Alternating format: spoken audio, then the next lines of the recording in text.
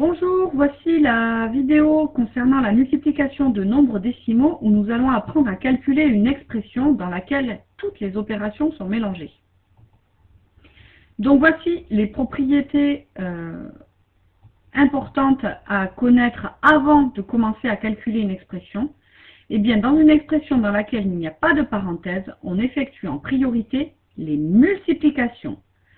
Attention, lorsqu'il n'y avait pas de multiplication, l'addition et la soustraction n'avaient pas de priorité particulière. On effectuait donc les calculs dans l'ordre. Maintenant que la multiplication apparaît dans nos expressions, elle est devenue prioritaire.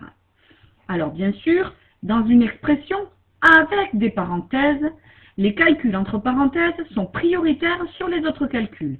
Les parenthèses seront toujours prioritaires même sur les multiplications.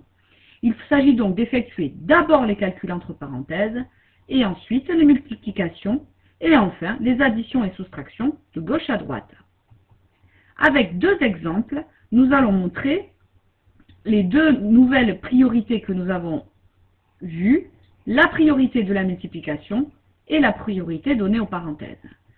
Donc voici deux exemples. Nous avons deux expressions A et B que nous devons calculer bien sûr en respectant les priorités. Alors, si je regarde d'abord l'expression grand A, elle est égale à 50 plus 3 multiplié par 5 plus 3.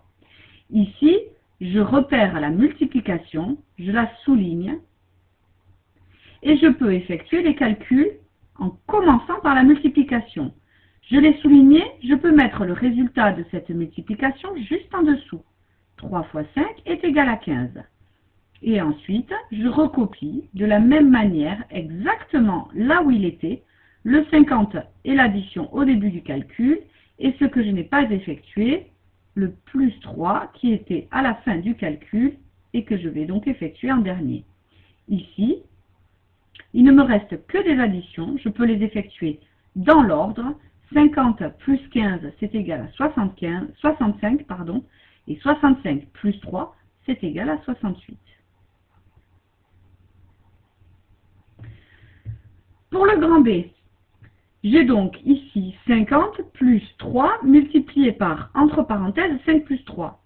Ici, je repère la multiplication qui est normalement prioritaire, mais j'ai vu ici des parenthèses de priorité. C'est donc elle qui passe devant. Je souligne le calcul que je dois effectuer. Je passe à l'étape suivante en dessous, je recopie tout ce dont je ne me sers pas. 5 plus 3 est égal à 8. J'écris donc le résultat en dessous du calcul que je dois effectuer en premier. Attention, je ne le change pas de place. Il reste bien positionné à la fin de mon calcul, même si je l'ai effectué en premier. Et maintenant, j'ai une expression dans laquelle il n'y a plus de parenthèses. J'ai quand même une multiplication. Je dois donc l'effectuer avant l'addition. Elle est prioritaire. 3 fois 8 est égal à 24. Je place le résultat de cette multiplication en dessous de la multiplication et je recopie les calculs qui n'ont toujours pas été effectués, exactement à la même place.